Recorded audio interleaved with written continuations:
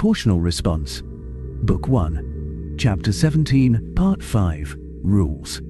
Kasler sat in stunned silence as Henry's proclamation of forgiveness seemed to ring in the air. Henry had finished his statement by deliberately looking into the camera, which had suddenly moved to a close-up of his face, so that it seemed that the man stared directly at whomever sat in front of each screen. The Duke felt a silent tear run down his face as the words which had crawled across his screen played themselves over and over in his mind. "Yes, Duke Kasler, even you." Kasler wanted to wipe that tear away, but could not bring himself to do it. It took all of his control to keep from breaking down into sobs. Henry discussed the matter a few times, and he spoke of how he knew that I had been instrumental in stopping the attempt at Kenfestration.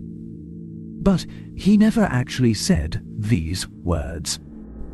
I never even knew I needed to hear them. How did he? His wives saved him. One hand on each shoulder, hands wet from wiping at their own tears. It was a near thing. Their shared pain nearly sent them all spiraling down together, but the strength of their union won out. He crossed his arms on his chest to put his hands on theirs, squeezed slightly, and took a shuddering breath. A sob floated up from somewhere a little below him, another from somewhere else. Henry let the silence, punctuated only by the occasional soft sob, hang in the air for several moments. He then leaned forward, put both hands on his console, let fury and contempt show on his face, and spoke with gravel in his voice. "We do not, however, forgive them." He gestured contemptuously towards Jalat. "We know who was responsible for what was done to us. We have been patient, we have been kind, and we have been forbearing. We have given the Exaltants every chance to realize the folly of their goal of expunging us from the universe, and the folly of believing it can be done. I will now divulge to all of you the most carefully kept secret of my race. The actual purpose of the ship that was destroyed, and several other ships like it. They are all christened with the same name. Not the name the Zoltans made up for their false evidence, but the name of the project under which they were built. Phoenix, a mythical creature from our ancient legends, which would immolate itself, then rise from its own ashes. The Phoenix project had a singular goal: to make sure that no matter what happens here, in our little corner of this galaxy, humanity will live on. We made several of those ships, and have launched each in a different direction. Each ship carries a complement of hundreds of thousands of humans, and everything that will be needed for them to set up a colony when they come out of FTL travel. Each ship will travel for something between 100 and 300 years. Their engines have been tweaked to dial down their special relativity compensators, so only a few seconds will pass on the ships between the time they set out and when they come out of FTL speeds. At that point, they will look around, wherever they happen to be, and find a world to call home. Gasps of surprise and astonished comments floated through the air. Kasler leaned back in his seat and shook his head. How could I not have guessed this? The sheer audacity of it, though, and the magnitude of the project. To send so many off so far, just to make sure that they survive, even if the Zoltan win. Henry turned to face Jalat. You need not bother trying to go after the ships. The first was launched over a decade ago, and no ship you possess has even a prayer of catching it. Furthermore, even if you could catch up with it, you'd never find it. We destroyed all records of every ship after it launched. Those humans are gone, lost to us, but they are also the ultimate assurance of our survival. So, regardless of what happens next in this corner of the galaxy, humanity will survive.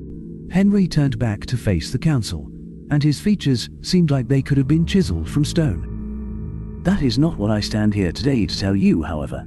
My purpose here today is to formally deliver a declaration of unbridled war against the Zoltan Republic by the Confederated Worlds. This is an asymmetric declaration of war as per Article 12 of the Rules of War, Sections 3, 8, and 9, requiring no return declaration of war and no agreement on terms of war or field of battle. Per those same rules of war, we will state our conditions to end the war. First, we require the unconditional surrender of the Zoltan Republic. Second, we require arrest of every Zoltan voter who lives at the time that our enemy sues for surrender before we will accept that surrender. Third, we require the extradition of the 51% of Zoltan voters who voted in favor of the terrorist strike which slaughtered our civilians in the incident you just witnessed. They will be tried in human courts for war crimes. Something that needs to be understood about what I just said. When I say unbridled war, I speak in terms as defined by the League of Worlds Charter and its categories of war. We humans will be following our own rules of war, rules we have created and refined many times over the course of our history.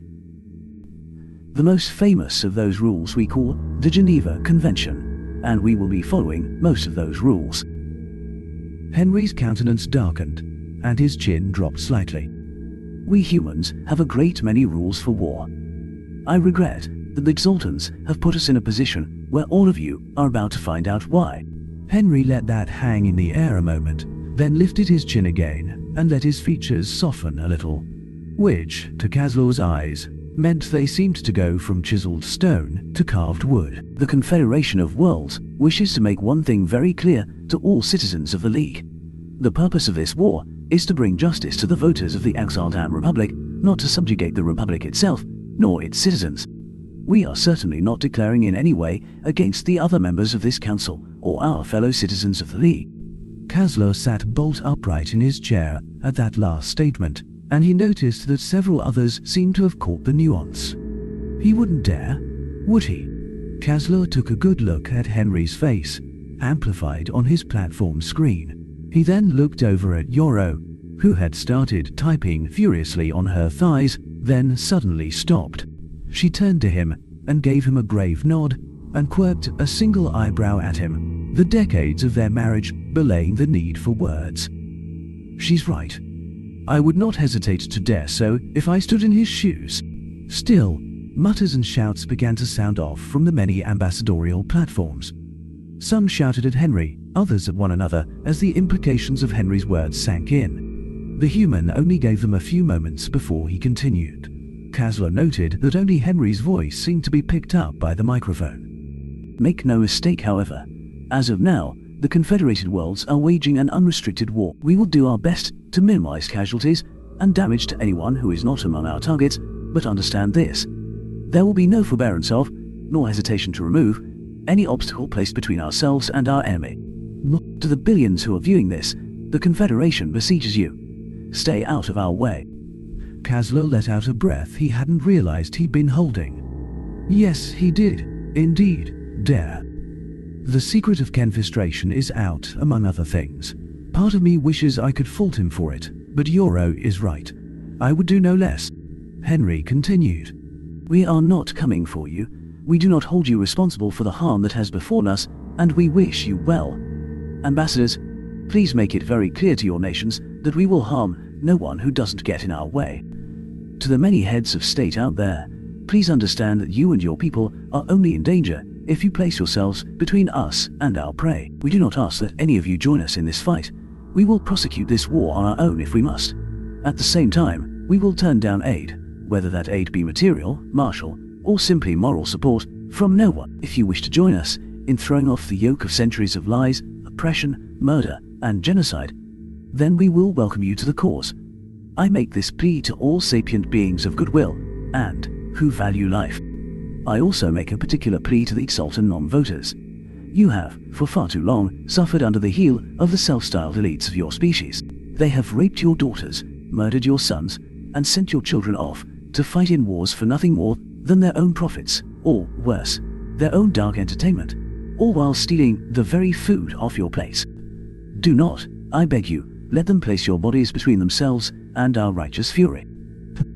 To all the peoples of the League of Worlds, I ask you now, each and every one of you who views this, in whatever language it is translated, on whatever world or space facility you reside, to stop and consider for a moment and choose a side. You can be with us, you can stay out of our way, or you can oppose us. Choose wisely.